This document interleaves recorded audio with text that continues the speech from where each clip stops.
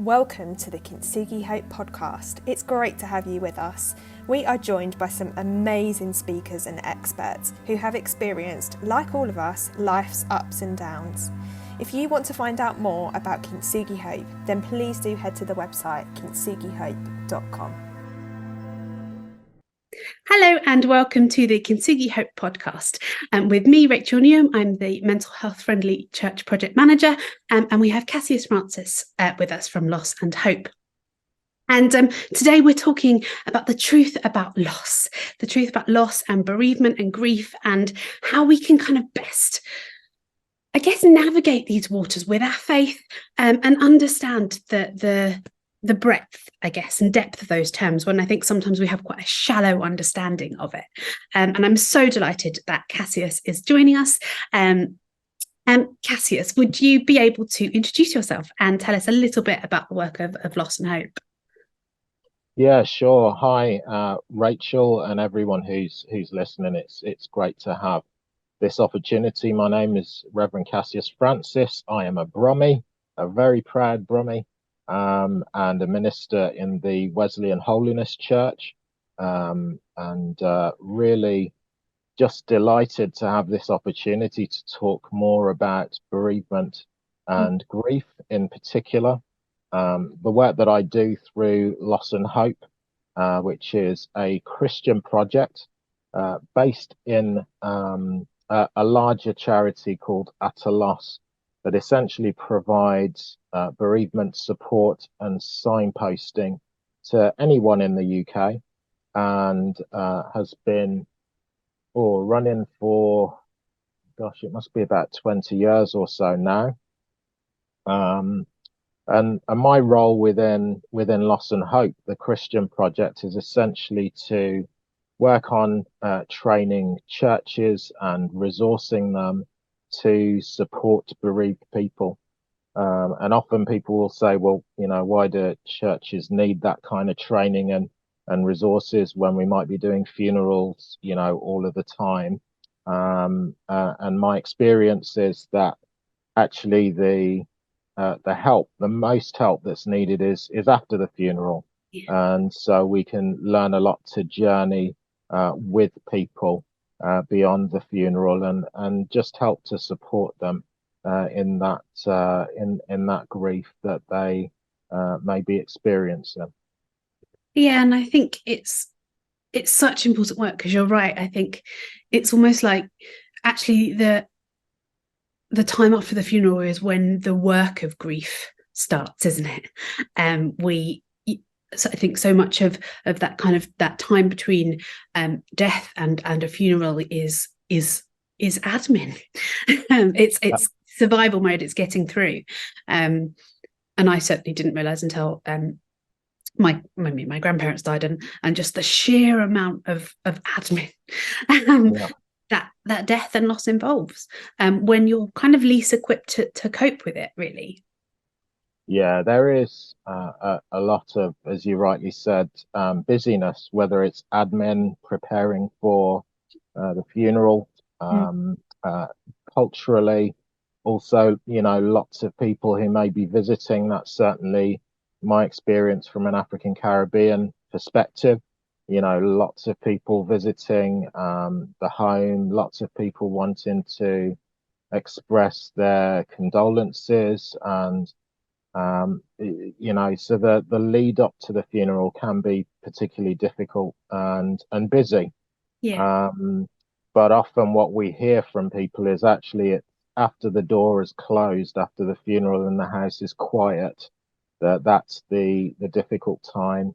And so, yeah, just being able to talk to and equip churches. We run a training session called Bereavement Friendly Church, and that's essentially for church leaders to get all of the basic information around the kind of things to think about on an ongoing basis to support bereaved people. But yeah, lots of people will express similar to what you've said, Rachael, in recognizing that after the funeral is the time when they really need the support. Yeah, definitely. And I guess one of the big questions I think is what is the difference between grief and bereavement? Because I think those two words are used interchangeably so often, but actually, kind of, if there is a difference, what are the kind of distinctives of each, and how can our approach differ in terms of how we support people? Yeah, you're right. I often hear the words used interchangeably. If we're wanting to be really specific and correct around the language, bereavement really describes the period, if you like, around a death, and grief is really about the related emotions associated with a loss. And so we recognize that, there are lots of losses in life. There might be loss of jobs, breakup of relationships, friendships breaking up. So there can be a wide spectrum of losses that grief is associated with.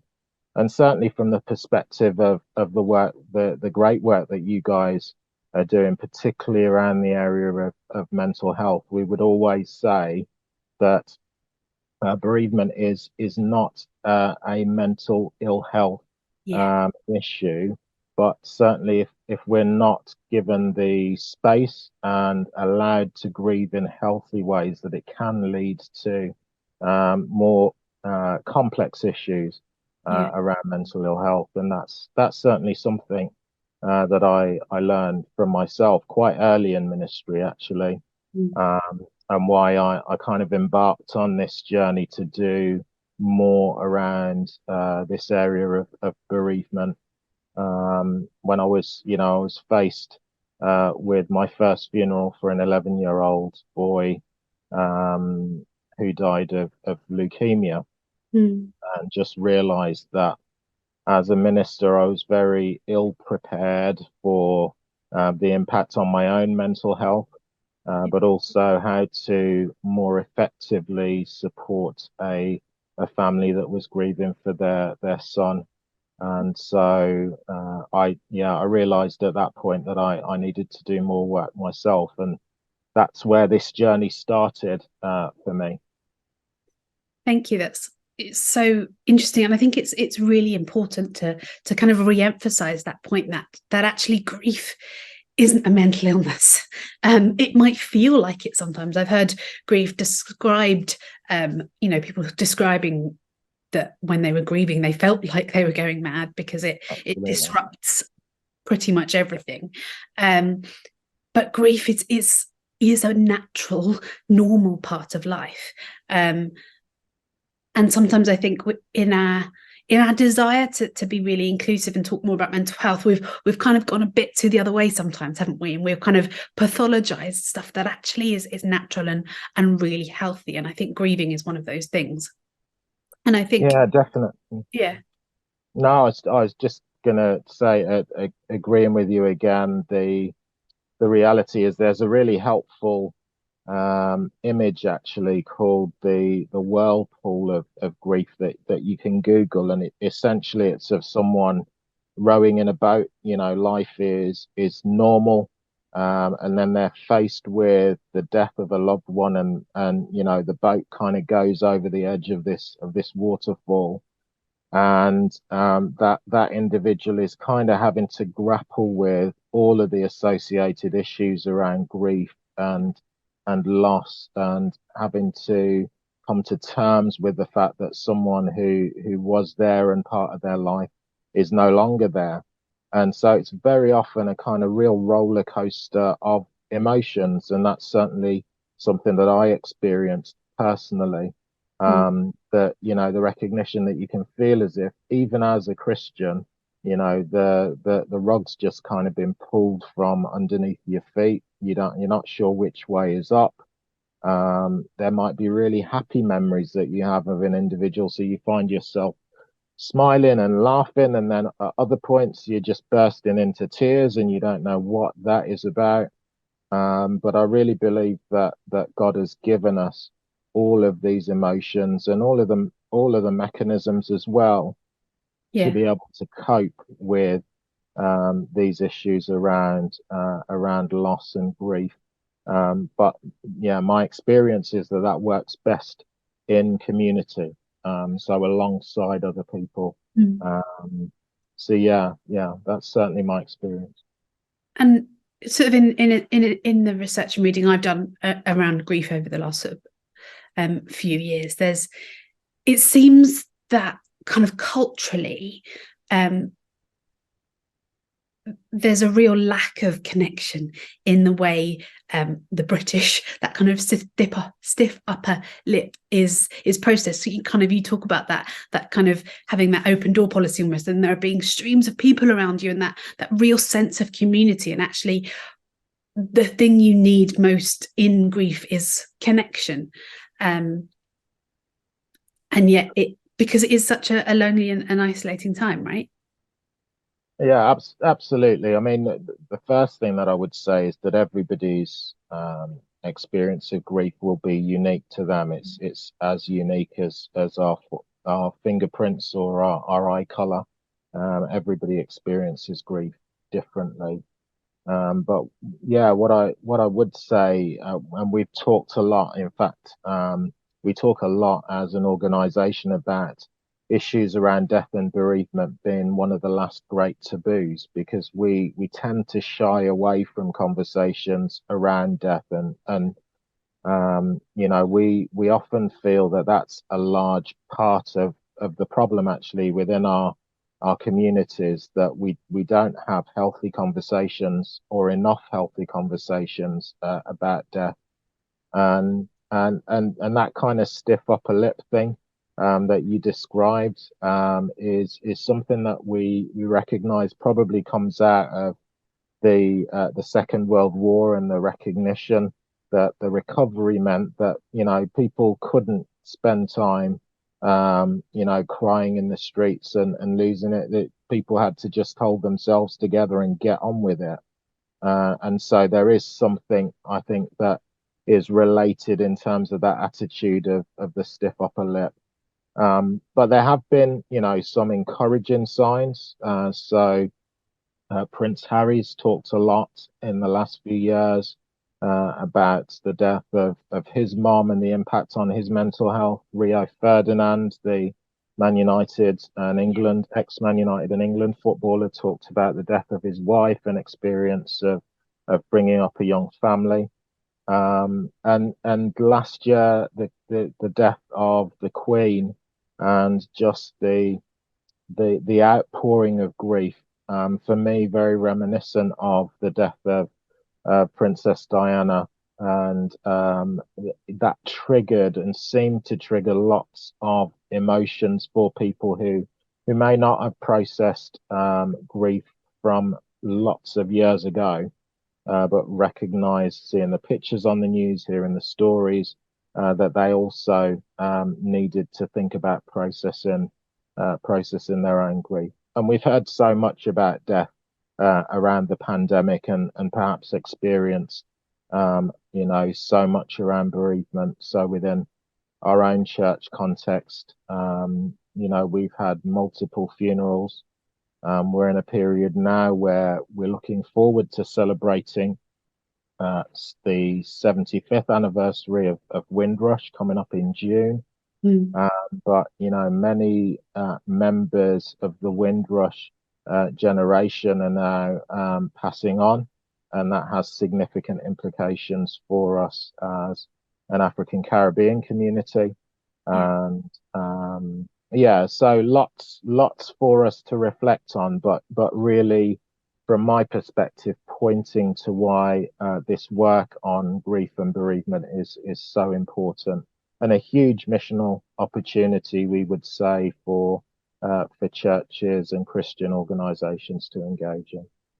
Definitely. And I think the death of the Queen was almost particularly, I think it was always going to be poignant and grief-filled, because she's our longest reigning monarch. But I think kind of coming off the back of the pandemic, and that sense that almost we all, as soon as we had freedoms again, we all just wanted to get back to normal, whatever that looked like.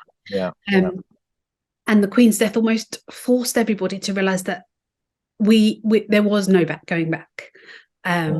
Everything had changed, throughout the pandemic, the inequalities it exposed, our lives, the years that were lost. I think there's a lot around, again, particularly in the pandemic, that people felt they couldn't be sad about missing a wedding when people were losing loved ones. And that kind of idea that actually loss is loss. Yes, the impact is different, but the pain is no less real.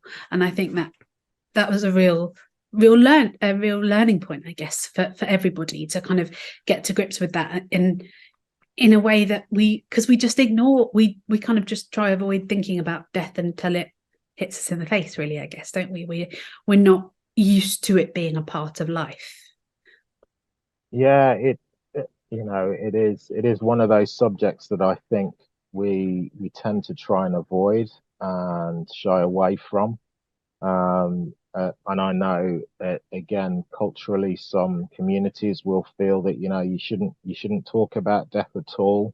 And from my perspective, talking about death helps us to prepare better, and to recognize. So there's been a lot over the last few months about people talking about actually including it within our school curriculums for our children, our young people, to get to grips with the language around death and bereavement, and using, age appropriate terms, but recognizing that we often talk about these issues for our older communities, but there are lots of young people and children around who experience a whole spectrum of losses through the pandemic, including the deaths of, whether it was parents, grandparents, and other loved ones, alongside losing out on their education, what it meant in terms of their careers. So there's a whole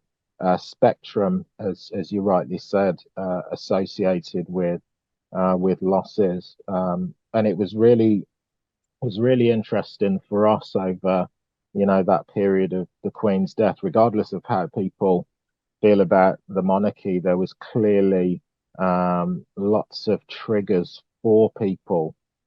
So we run a program called the Bereavement Journey that any bereaved person can access. And we have people coming to that program who had been bereaved 30, 40 years ago and hadn't had an opportunity to process that grief, that loss. And so we're coming to the bereavement journey to just help talk through and unpack, how they could continue to journey, because we don't get over death. We don't get over that bereavement. It will be with us for the rest of our lives. But what we encourage people to think about is that life can continue to grow around that loss, but that individual will always be with us. And that's certainly my experience with my grandmother died in 2021. And so we as a family were having to grapple with what it meant to lose someone during that period of the pandemic. So yeah, lots of losses, but certainly from a Christian perspective, we would always talk about the hope that's in that, and the recognition that there are really some practical things that we can equip people with to help them grieve in healthy ways. Yeah, and I think it's really important that we equip the church, because actually I think there can be this misunderstanding, and I think it often kind of stems from that verse in 2 Thessalonians that says, "Do not grieve like those without hope." But what we do, as we do with a lot of verses, is we miss out the end. So we kind of hear it as this command not to grieve. Where actually it's not saying don't grieve, it's saying grieve differently. Absolutely. And I guess that's part of what the bereavement friendly church is trying to do. Can you tell us a little bit more about that? Yeah, again, we know that Jesus himself grieved at the death of his friend Lazarus, and he is a man who was moved by emotion. And so from my perspective, again, just to add to what you've said, the recognition as Christians that we shouldn't grieve is something that we would say is not helpful. Um, and it's one of those myths that we try and address through our training with the bereavement friendly church. So we talk about, the reality of loss and bereavement and grief, what that looks like, what it means, um, but also some of the things that we can think about in terms of our worship, our gatherings, as churches, to think about how we can support bereaved people. Some of the activities that we can put on to support bereaved people as well. So things like grave talk cafes are a reality. Some things that churches do, and also just recognizing that it can be a whole range of things that can be done to meet the needs of people pastorally. That don't need to necessarily be a new massive program. We certainly wouldn't want to take away from the lots of informal pastoral care that's already done, the phone calls, the messages, the just reaching out, as we often just do Yeah. as followers of Jesus, but just appreciating that amongst all of that, some of the challenges that there may be for a person who is bereaved to actually come to church, and why that might be, what it looks like, and how we might be able to support someone through that. So it is a whole range of things. It's just a snapshot in a 2.5 hour session, Yeah. but we find that it's a really helpful starting point. And churches that come on to that session, so we run them monthly as webinars. So anybody who's listening can log on to the lossandhope.org website to find out more. And what we find is that churches will then often go on to run the bereavement journey program within their local context, and find that that's helpful for themselves and for their congregations, but also for the wider communities. Amazing. And we'll pop those links in the show notes as well, so that people can check it out for themselves. And I guess as we kind of draw things to a close, what, if any, are there kind of certain things that we really should do to support the bereaved, and perhaps some things that we should avoid? Are there any things that stick out to you, I guess? So my favorite scripture in relation to this is in Job chapter 2, and it's just a few verses from 11 through verse 13. And you may know the story of Job. Your listeners may know that there's a day that comes when Job, who is the central character in the story, experiences lots of losses. His children die in quite traumatic circumstances. All of his wealth is taken away, and even his own health starts to suffer. But he has three friends, and I realized reading the story in more recent years how important some of the things that his three friends, the actions that they took. Firstly, they gathered, and they made a plan for how they were going to support Job after what they'd heard. And I think we can do that as churches and as Christians together. We can train, we can plan, we can think about the things that we can do. Secondly, it talks about the fact that actually, when they arrived on the scene, they couldn't even recognize Job, but they grieved alongside him. It talks about the fact that they tore their clothes, they threw dust in the air, They expressed grief, and I think that's a really important lesson for us in our churches. This kind of stiff upper lip thing is not biblical. It's not something that we should, I think, promote in our churches. We need to also think about the vulnerability that it's important to demonstrate.